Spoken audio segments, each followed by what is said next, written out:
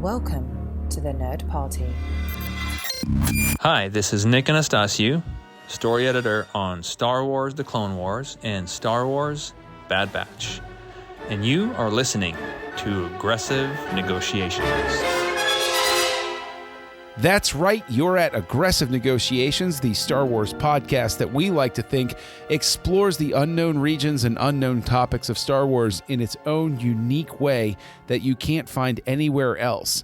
I am Jedi Master John Mills, and joining me on this journey as we pull apart the honeycomb of the Star Wars galaxy far, far away is my dear friend, Jedi Master Matthew Rushing. Matt, are you ready for your surprise topic today? John, I've never been more ready. Except for maybe that time on Caden Nemonia, and that doesn't count. It doesn't. You know what? And the thing is, I grew up in the D.C. metro area, so it is my turn with the politicians, unfortunately, because we know that's what's going to turn me evil in the first place. Very true. It's so true. But what can keep you on the light side is if you have not had an opportunity yet, go over to Apple Podcasts, drop us a star rating and review so that people can find Aggressive Negotiations, because we do this for love. We do this out of love. And by sharing love, the love grows. So don't you want more love in the world? Go over to Apple Podcasts and drop off a rating and star review and a review and whatever, all the other stuff that goes along with it for us. Go over to Twitter, look up at the Jedi Masters for the show, at Joy Nerd Party for the network, the Nerd Party on Facebook and Instagram. Great, we've got all of that out of the way. This is going to be a weird one, man. It's going to be a real weird one. You ready for that? I couldn't be readier. This is what I love. And before I get into the topic, I'm going to say that there was a conversation I was having with somebody where he was asking me about recording. And he said, so what, do you guys lay out like a big production calendar and stuff like that? You know, stuff like 6 months out? I go, oh, no, I love to torture him with just weird topics that I like to throw at him every so often. And we like to shoot from the hip. And he's like, oh, okay. And so this is one of those shoot from the hip times right here. So I was thinking recently, because there's, you may have heard of Bitcoin. It's a dangerous pastime. I know. You may have heard of Bitcoin. Yes? You've heard of Bitcoin. Yes, yeah. And Dogecoin and other various types of coins. We'll have to bleep it, but they're known as shit coins. So anyway, I was thinking actually, because there's a big push where people are saying, oh, Bitcoin doesn't really count for anything. You can't have your own currency. We have to have our different currency. We have to have one joint currency. I was thinking, I immediately go to episode 1, where Watto says to Qui-Gon, Republic credits are no good here. I need something more real. So I started to ponder, do you think that there is so much currency variation in that galaxy far, far away that is one of the reasons why the Republic can't maintain trade relations and stuff like that consistently, and why the Empire has trouble exerting control and influence, and why smugglers thrive and stuff like that? What do you think it looks like when different regions of the galaxy use different currencies? What impact does that have? Because it undoubtedly happened. How does a Hutt pay a Neimoidian? How does a Neimoidian convert their coin into coin of the realm for the Republic? And how does the corporate sector convert into Imperial credits when they have their own sector of the galaxy that they control? And do you have to do a currency exchange on every planet you go to? I mean, these exchange rates are doing murder on Misa pocketbook, So I think you have a really interesting point there, and that is a fascinating question as to, one, why the Republic isn't able to find its way into the Outer Rim, and then, of course, why we don't get the Empire being able to have more control over the Outer Rim and even just other sectors as well. And I think that is really interesting as a thought. And, I go to Solo when they're playing at Vandor, and they've got all of these different types of currency out on the table as they're playing Sabak. That's right. And it does come down to, what are people going to accept as being valuable? And when you have that many races in the galaxy, it does seem like you are going to run into the problem of that not everybody's going to value the same things, and therefore what you make your currency of or any of those things won't necessarily have anything to do with what the next system does, right next to your galactic door. And so then, what does trade look like? And all of those, I think that is a really interesting thought process. And I wonder, we have like the Trade Federation and all the things that happened in episode 1, with the blocking of trade routes. And I think that's why the Trade Federation then becomes so important to the Star Wars galaxy, because it's less about currency and it's more about trade. You give us this from your planet and we give you that from our planet. And so therefore a shipping conglomeration, much like in like the Dune franchise, where, you've got the ships that can bleep in and out, instantaneously from one place to the next. And then you have the others that just go like, as fast as they can go. Like, that makes sense as to why here that would be such a big deal in the Star Wars universe. Like, and again, why the Trade Federation would be so much more important in this galaxy than currency exchange. Because unless you're on a certain planet, your currency may or may not have any value somewhere else, like Republic credits, where they have no jurisdiction, where their currency holds no weight because they're not out in the Outer Rim. Like that. Oh, that's really fascinating. Well, I think there's also Han Solo winds up being the doorway to this as well. As you rightly call out, because in Solo, a Star Wars story, you have the different currencies on the table. But if you go all the way back to the radio drama adaptation of the original Star Wars, there is a point when Han is talking about being paid for his services at the end, where the rebels say, "We don't have Imperial credits. What are you talking about?" And Han says, "You need to maintain a good relationship with independent operators like me. Surely you have precious metals and other things like that." And I'm paraphrasing here. I don't remember the exact lines. And they're aghast at that. But it's proof to me that at the very least, Lucas and the people who were working in the Star Wars galaxy back then understood that bartering was going to be a thing when you had someplace that large. Mm-hmm. And I also think we understand in Star Wars parlance that when we hear the word spice, it has to do with, let's call it glitter stim the way they did in the 1990s. But it's a drug, essentially, right? There is spice mining on at least one of the moons of Naboo, because spice miners on the moons of Naboo are called out as possible assassins in Attack of the Clones. So, given that, is it possible that the real coin of the realm, and the reason that the Empire and the Republic never cracked down on what is essentially the drug trade, which Han gets involved in, is because that is the one thing that winds up holding value across cultures, is this drug, essentially. Mm-hmm. Everybody can use it. Everybody gets a thing out of it. Therefore, it holds value. So is it possible that drugs themselves were the most valuable and interchangeable coin of the realm in that galaxy far, far away? It's funny how I'm such an idiot, never thinking about the idea of, how spice is in Star Wars and in, of course, Dune. So, oh, hands down, that was in tribute to Dune, and probably why Frank Herbert got so mad when he saw Star Wars. Yeah. I think that really works because the idea that, spice itself would be something that probably used for all sorts of different compounds, for medical purposes, it would have been something that probably in the Star Wars universe isn't just like a crazy recreational drug, that it is something that has many different uses and therefore has applications all throughout many races' lives throughout the Star Wars galaxy, and therefore makes it super important.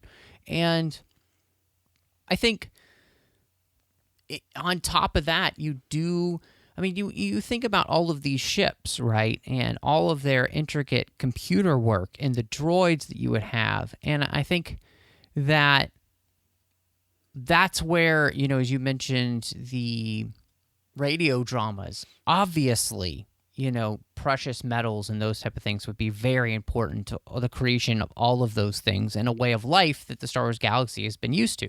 And so those are, again, all things that become something barterable with, and it does make me wonder then, for the different Star Wars currencies, what are they backed up by anything on their planets that also make them something worth something? And is that what makes certain currency worth more than other currencies, right? And why, like, maybe Republic credits aren't good out in the Outer Rim because there is nothing to back them up out there, because there is no Republic out there. Right. That's a really, really interesting question about how do you back up your currency? Because the currency as we understand it in the world nowadays isn't really backed by anything, honestly. So that's why a thing like Bitcoin can come up, is because if your currency isn't backed by a precious metal like gold or some other resource, giving it specific value, if its only value is the weight of debt versus other debt as leveraged by other debt, then is money even real at that point? And so people would have to find a way to exchange stuff that they need.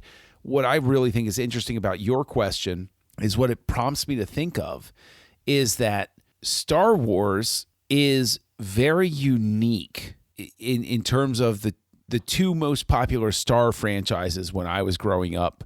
And the field is more diverse now, but Star Wars, Star Trek, the famous head-to-head. And Star Trek always made a point of saying, oh, there's no money in the future. The Federation doesn't use money. Star Wars, very obviously, money exists. Bartering exists. All of those sorts of things that exist. And it makes me appreciate the fact that I think that might be why in some way subconsciously Star Wars winds up being more relatable, even though it's the more fantastical from my perspective, because of the fact that there is going to be no societal thing that exists where you can't, like, you have to be able to trade something. Right. You have to be able to symbolize value. And I even wind up thinking, and I know this is a rabbit hole, but like, if the Federation in Star Trek doesn't use money, well, then how the hell did they interact with or barter for, things of value from other cultures that they encounter? Yeah, like the Ferengi. Right. The Ferengi use money, and the Federation doesn't. So how do you come to terms with that? Whereas with Star Wars, we're sitting here asking this question, but we at least know that they've worked out something. And it might not always work everywhere, but there is, in fact, a consideration of that monetary value. Yeah. That makes a lot of sense as to why one seems to work and the other doesn't. And in many ways, I think, what helps is that Star Wars feels so realistic to our own sensibilities. And there's something really special about that in many ways, because we understand it. We get it as to why it works. And the thing then that really is of interest to me then in Star Wars 2 is like, it would be fascinating to have had seen any exploration of what normal people's lives are like. I guess the close we really come to is Luke's aunt and uncle, of just being two people. They've got a farm, they just are normal people. Like, that's the closest we really kind of come to with understanding what everyday life is like, what you're trying to earn your money for. And, I guess I still always have the question as to why you would stay on Tatooine of all places. It does because you seem can't strange. afford to leave. And that's it, but like, what is it that people are spending their money on, or what are they trying to win, and those kind of things. And like, I guess that's again where Solo kind of helps in that sense, where it helps give us an opportunity to kind of see what people do with their money. You see somebody like a Lando who uses his money to enrich himself in the sense of the clothes he wears, the ship he's on, those kind of things. And then you see other people where even just a little bit of money makes a huge difference, like Solo, where a little bit of money, like 600 credits, when they talk about what the coaxium is worth, is just enough to get them off the planet so they can start their life. I think that's really interesting. But that even opens up. There are a couple of things I want to expand from that. But the first thing is, going off of the coaxium, there are two different values actually very early. Mm-hmm. And I know that some people view that as a continuity error, but it's more the fact, I think that speaks more to the fact that there is a fluctuating value system. Sure. Oh, it's worth this. It's worth this. The kids don't even know how much things are really worth. They're just guessing, Right. Exactly. I also think that in terms of the Lars, I think why they're trapped on Tatooine is they're moisture farming. It's not like moisture is a valuable commodity that they can use to get coin to leave the planet. So they're literally trapped. All they can do is subsistence farm. Yeah. And in this case, subsistence farm moisture, because that has value on Tatooine. And whatever small farming, that they can grow on their own, sort of thing. But let me flip this, right? We're sitting here talking about how people trade with each other and things like that. How in any reality would the Republic or the Empire be able to stop a new currency from forming? And that seems like it's the first step toward the dissolution of something like a republic, is suddenly the Commerce Guild decides this is what we use, and we will set the value of what we pay for things with, and it's separate from Republic Dataris. How does the Empire rein that in? How do you rein that? How do you keep it from different forms of currency suddenly popping up, which devalue yours by the simple nature of the fact that they even exist? There are whole shadow economies that can exist without your involvement. And so does that really mean that, like, when you get to the core worlds, they're still using money, and everybody outside of the core worlds is just using trade? You see what I'm saying? Like, how on earth do you stop the promulgation of all of these things so that, I mean, eventually when you get down to it, the Republic doesn't matter, because these other planets that are out on the Outer Rim or Mid-Rim or wherever else they are, they decided, you know what? Who cares about the Republic? We only ever deal with each other, so let's just figure out what we value, and that's what we'll deal in. I mean, I don't know. I do think that raises a valid point as to how powerful is the Empire to be able to keep these type of things from happening. And it does seem like their power is only so much. And part of that is that they are not able to really exert much power in the Outer Rim, which will always be a problem for Palpatine having really kind of complete control of the situation. And because of that, and even his allowance of having the underworld have its place in the end could be one of the factors in undermining him. You know, because there is a segment of the population to which doesn't really live under Imperial rule. I mean, like the Empire doesn't come to Tatooine except for the fact that it's looking for Luke Skywalker. Mm-hmm. And they're only looking for Luke Skywalker because they're actually on the hunt for these droids, right? You know, like, so, like, these things don't happen except for if they're actually looking for something they think they need. And yet, there is this thriving society that doesn't have anything to do with the Empire and really has no connection with them whatsoever, which to me seems like obviously the breeding ground for rebellion. So does currency rebellion have anything to do with that?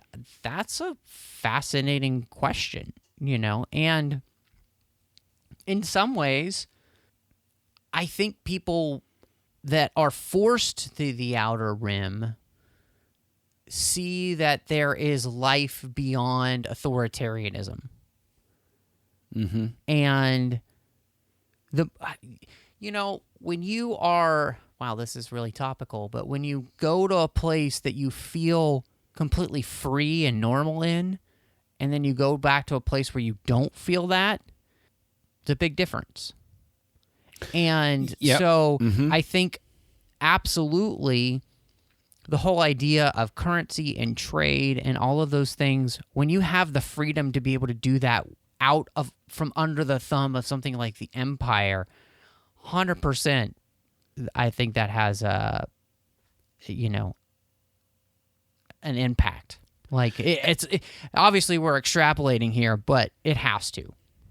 Well, and tying it back into The Bad Batch, which is a fantastic show in every possible way, and I'm about to do another rewatch of because I just enjoy the hell out of it. It would also explain why the Empire would be making such a push, especially as we've seen in The Bad Batch now, to have this sort of, the same way we are globally here on Earth, have the real ID system where everybody has the same consistent ID. Because once you get everybody in the same system, then you can get control of these sorts of things. And you can stop those sorts of things, because if I'm carrying, 20,000 Trade Federation coins on me, and I go onto an Imperial planet and I try to use them and you can track me, then you can know, you can manage that economic system more adequately. But it also, the thing is, where it opens up, and something I think we can't even hope to answer really, is then when you look at something that requires the resources of a Death Star to be built, it makes a lot of sense why the Empire's whole philosophy was just go and brute force things and step in and take over a planet and vaporize the population. It's just the quest for resources. So maybe the answer here is Palpatine didn't give a good gosh darn about currency. Use whatever you want to. We're conquering planets because we've got to feed our troops and build our Death Stars. Yeah. Well, and I'm trying to remember which, I think it might have been in the Catalyst book where they talk about the idea of the Empire strip mining planets, basically, so they can create the Death Star, and so, 100%, it wasn't about currency then at that point for Imperial credits. It is about just conquering and taking what you need to create what you want. I mean, you're not just when you think about when the Empire controls the credit system, it's understandable why you can have a military that vast, because that's not a part of the banking system, right? Like it they're just taking what they want. They're not paying for it, They may be nominally paying for the workforce, possibly, but we saw it in Solo on Corellia, where they're creating the Star Destroyers, right? We know the Imperial fleet is massive, and so we saw it in Rebels with them, Thrawn and the creation of the Defender TIE project, as opposed to the Death Star. And there's all of these different projects, and we know the Emperor has these bases all over the place, these outposts, where he's collecting things. And so, yeah, I mean, I think you're absolutely right. At that point, it's not it's nominally about currency for those looking on the outside in, but on the inside out, it's really just the Empire taking what it wants. And it could also explain why so many people willingly join the Empire, is because they can guarantee that you're going to eat and have resources that you can't maybe get on your home planet and stuff like that. And so that would answer a question right there, where it's like, well, why would anybody join the Empire or become a stormtrooper? Well, when you're starving and somebody says, I can feed you, okay, that's what I'm going to do then. And, because it's survival at that point. Well, and it also makes sense as to why smuggling would become such a big thing. Oh, yeah. And so important in this galaxy, and if you're willing to take that risk, you had a fast ship, it makes a huge difference on not just how much money you can make, but the lives of the black market becomes massive. We even see that in the Clone Wars, right? When Mandalore is neutral and they have to turn to the black market because they are cut off from trade routes and the Trade Federation. Yeah. Yeah, which again, to get back to, like you were saying earlier, like we were saying earlier, like Star Wars becomes more accessible because, look, we can all dream of a world where currency isn't a thing and we don't have to pay anything for anything, but there's got to be some sort of trade. There's got to be some sort of exchange of some base level of valued resource or currency or what have you, because somebody's always going to want or need something they don't have. Right. And they are going to have to interact with somebody else to get it. And what can they offer, and all of those sorts of things. So I'm delighted, because this is one of those things where it's like, I wish that we were in person together. Yeah.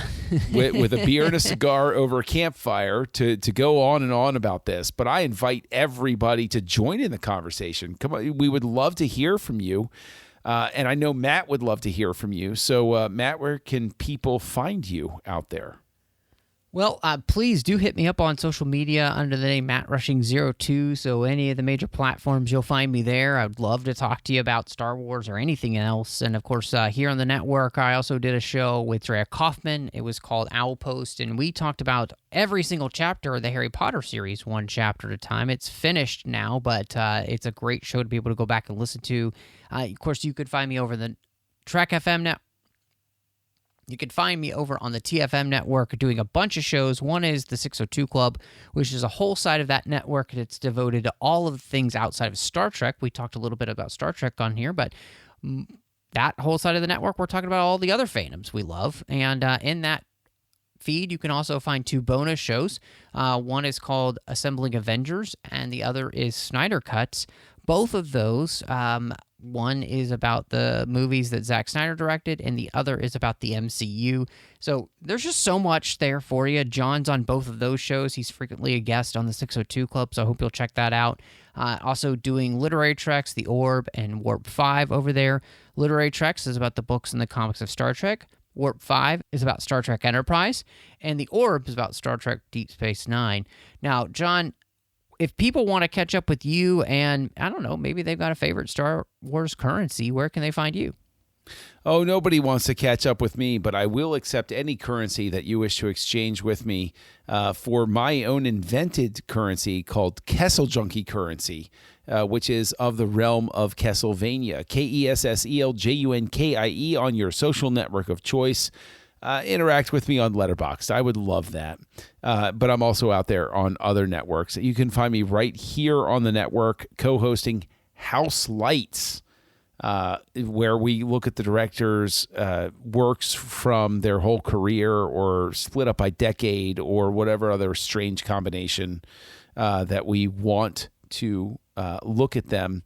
And, of course, you can find me, as Matt mentioned, over on Snyder Cuts and Assembling Avengers and appearing on 602 Club over there on TFM. So, honestly, I want to get back so that my currency is not devalued before I get back to the Jedi Temple to trade for the latest in the coolest Neimoidian technology that we have gotten.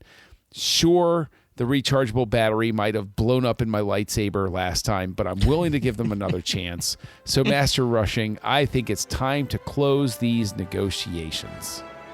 John, negotiations are closed.